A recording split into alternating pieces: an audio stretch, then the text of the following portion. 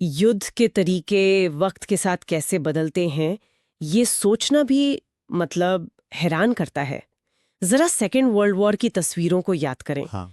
वहां किसी एक पुल को गिराने के लिए दर्जनों विमान लगते थे, एक साथ बमों की बौछार करते थे, जिसे एरिया बॉम्बिंग कहते थे।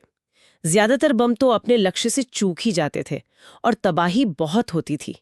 लेकिन आज आज की तस्वीर बिल्कुल अलग है। अब हम स्मार्ट बॉम्ब्स के युग में हैं। ऐसे हथियार जो मीलों दूर से दागे जाने के बाद किसी इमारत की एक खास खिड़की को भी निशाना बना सकते हैं। आज हम इसी अचूक तकनीक के सफर को समझने की कोशिश करेंगे। बिल्कुल।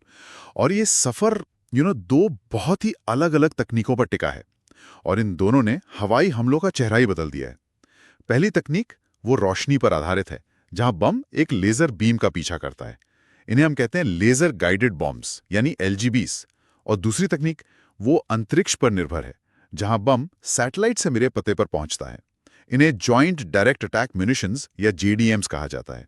ये दोनों सिर्फ हथियार नहीं है, ये हवाई युद्ध की दो अलग अलग फिलॉसफी हैं, मतलब सोचने के दो अलग तरीके हैं।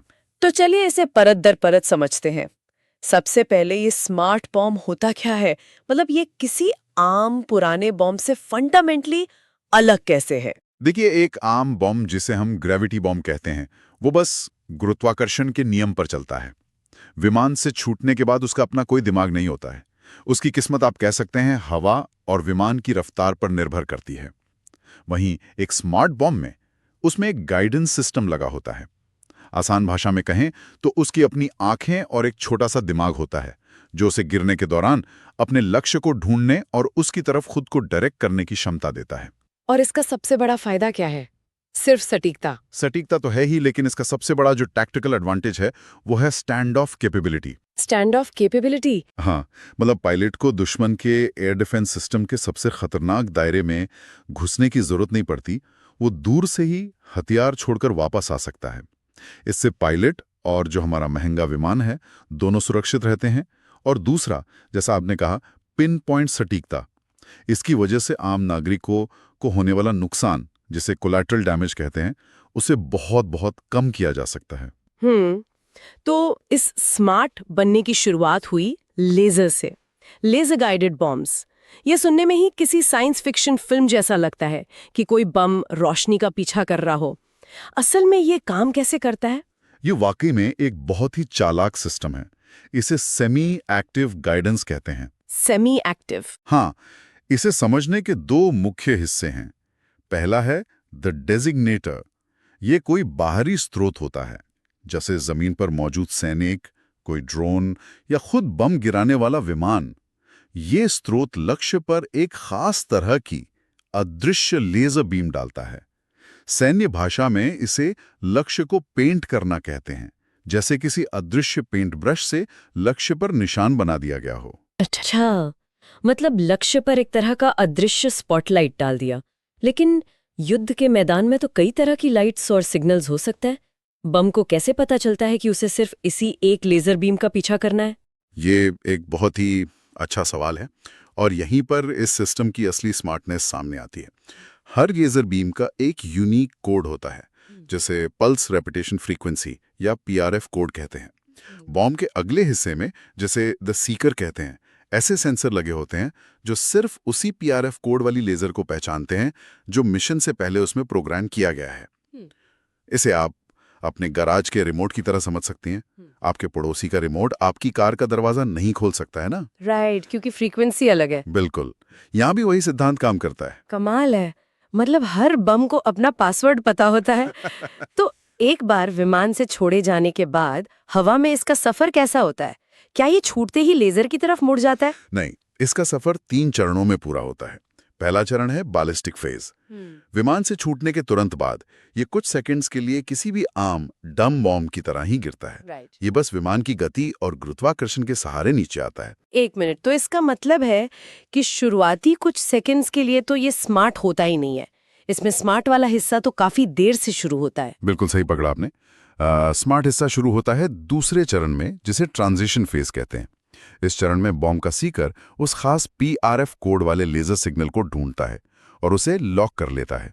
जैसे ही सिग्नल लॉक होता है, बॉम्ब अपने कंट्रोल पंखों, जिन्हें फिन्स कहते हैं, उनका इस्तेमाल करके हवा में ही अपना रास्ता बदलना शुरू कर देता है अच्छा। और खुद को लक्ष्य की सीध में ले आता है।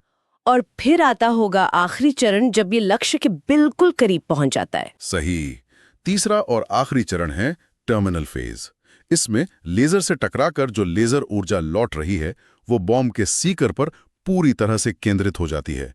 बॉम्ब इस सिग्नल का पीछा करते हुए अपनी दिशा में छोटे छोटे अंतिम सुधार करता है और एकदम सटीक तरीके से सीधे लक्ष्य से जा टकराता है।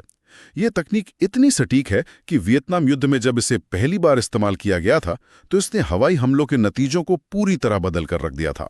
ये तकनीक सुनने में तो लगभग अचूक लगती है। ऐसा लगता है कि इससे चूकना नामुमकिन है। लेकिन अगर ये इतनी ही परफेक्ट थी, तो फिर हमें JDAMs की जरूरत ही क्यों पड़ी? इसकी जरूर कोई कमियां रही होंगी। हाँ, बिल्कुल। और इसकी कमियां बहुत बड़ी और व्यवहारिक थीं। सबसे बड़ी चुनौती है हमारा पर्यावरण। धुआं, धूल, कोहरा या घने बादल, ये लेजर बीम को या तो बिखेर सकते हैं या पूरी तरह से रोक सकते हैं। अब सोचिए, अगर बॉम्ब का सीकर उस लेजर स्पॉट को देख ही नहीं पाएगा, तो उसे फॉलो कैसे करेगा? मतलब आपके पास दुनिया का सबसे सटीक हथियार तो है, लेकिन आप उसे तभी इस्तेमाल कर सकते हैं जब मौसम आप पर मेहरबान हो। ये तो एक बड़ी मजबूरी हो गई। ये सिर्फ मौसम की बात नहीं है।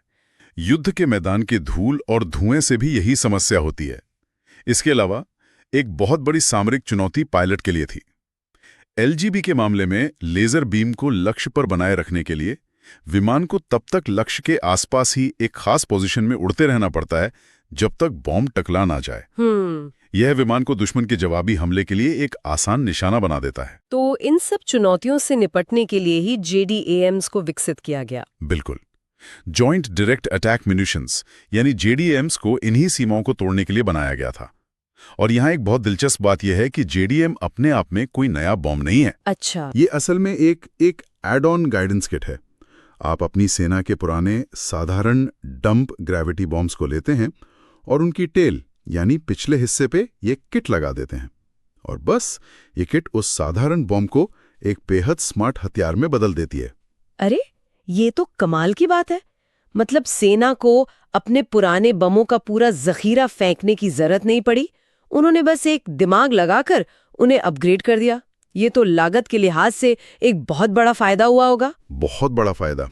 और ये दिमाग लेजर की जगह दो तकनीकों का मिला-जुला इस्तेमाल करता है।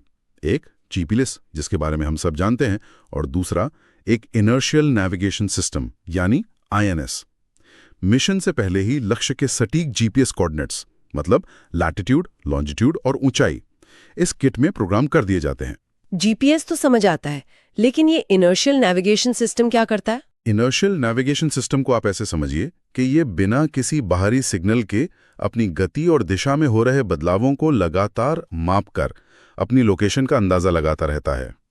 तो अगर कुछ देर के लिए दुश्मन GPS सिग्नल को जैम भी कर दे, तो भी INS की वजह से बॉम्ब को पता होता है कि उसे किस दिशा में और कितनी दूर जाना है। ये एक तरह का बैकअप है जो उसे रास्ता भटकने नहीं देता। तो इसका मतलब ये हुआ कि JDAM को ना तो मौसम की परवाह है और ना ही उसे किसी बाहरी लेजर बीम की जरूरत है। एक बार उसे उसका पता बता दिया गया तो वो वहां पहुंच ही जाएगा। सही कहा। और यहीं से JDAM की सबसे बड़ी रणनीतिक खासियत निकल कर आती है। इसे सैन्य भाषा में लॉन्च एंड लीव क्षमता कहते हैं। Launch and leave? हाँ, मतलब पायलट बॉम्ब को छोड़कर तुरंत उस इलाके से सुरक्षित बाहर निकल सकता है। उसे ये देखने के लिए रुकने की जरूरत नहीं कि बॉम्ब लक्ष्य पर लगा या नहीं। ये काम बॉम्ब खुद कर लेगा। ये लॉन्च एंड लीव होना सिर्फ एक सुविधा नहीं लगती, ये तो हवाई युद्ध की पूरी रणनीति को बदल देती होगी। इसने पूरी रणनीति को बदल दिया। बिल्कुल। अब एक ही विमान कम समय में कई अलग अलग लक्ष्यों पर हमला कर सकता है, क्योंकि उसे हर बम के टकराने का इंतजार नहीं करना पड़ता। वो एक के बाद एक कई JDAM छोड़कर वापस बेस लौट सकता है। इससे मिशन की रफ्तार और पायलट की सुरक्षा दोनों में जबरदस्त इजाफा हुआ। कोसोवो और खाड़ी युद्धों में इस तकनीक ने अपनी काबिलियत को साबित किया है। तो एक तरफ LGB है जो मौसम का गुलाम है पर लेजर की नोक जितनी सटीकता देता है, और दूसरी तरफ JDAM जो किसी भी मौसम में अपने पते पर पहुंच जाता है और पायलट को भी सुरक्षित रखता है। इन दोनों के बीच चुनाव करना कितना मुश्किल होता होगा? ये एक बहुत ही अहम सवाल है और इसका जवाब मिशन की प्रकृति पर निर्भर करता है। चलिए एक सिनारियो लेते हैं। मान लीजिए लक्ष्य एक चलता फिरता टैंक है जो खुले रेगिस्तान में है और आसमान बिल्कुल साफ है। इस मामले में आप क्या चुनेंगे? चलता फिरता लक्ष्य है तो उसके जीपीएस कोऑर्डिनेट्स तो लगातार बदल रहे होंगे। जेडीएम तो पहले से प्रोग्राम किए गए पते पर ही जाएगा। तो यहाँ तो एलजीबी ही काम आएगा, क्योंकि लेजर बीम उस टैंक का पीछा कर सकती है। बिल्कुल सही। चलते फिरते लक्ष्यों के लिए एलजीबी आज भी सबसे बेहतर विकल्प है। अब दूसरा सिनेरियो लेते हैं।